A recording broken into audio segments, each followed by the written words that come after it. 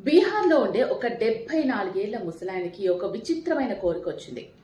కోరిక అనే కంటే పిచ్చి అంటే బెటరేమో. అదేంటంటే అతను చనిపోయిన తర్వాత అతని బంధువులు, వాళ్ళ ఇంట్లో వాళ్ళు ఆయనకు సంబంధించి ఏం మాట్లాడుకుంటారు అనేది ఆయనకి బతికుండగానే చూడాలి అనిపించింది.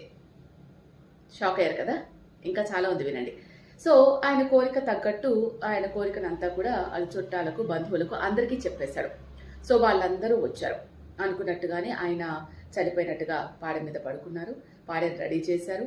ఆ పాడ మీద అలాగే వైట్ క్లాత్ కప్పారు.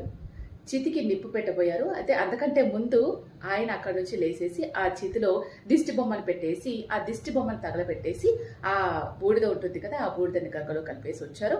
వచ్చిన తర్వాత ఆ ఇంటికి వచ్చిన బంధువులందరికీ ఈ మోహన్ లాల్ అనే వ్యక్తి దగ్గరుండి భోజనాన్ని ఏర్పాటు చేసి సాగనంపేశారు.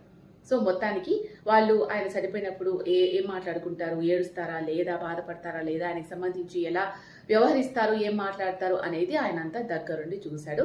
ఆ విధంగా ఆ 74 ఏళ్ల మోహన్ లాల్ తన కోరిక తీర్చుకున్నాడు. ఓకే, కానీ మీకేమనిపిస్తోంది ఇది విన్నాక? ఇదే మాట మనం ఎవరికైనా చెప్తే వాళ్ళు వింటారా? తిడతారు. అదే బాగా దగ్గర వాళ్ళైతే ఒక మాట కొడతారు కూడా. సో మరి ఆయన మాట ఎందుకు విన్నారు?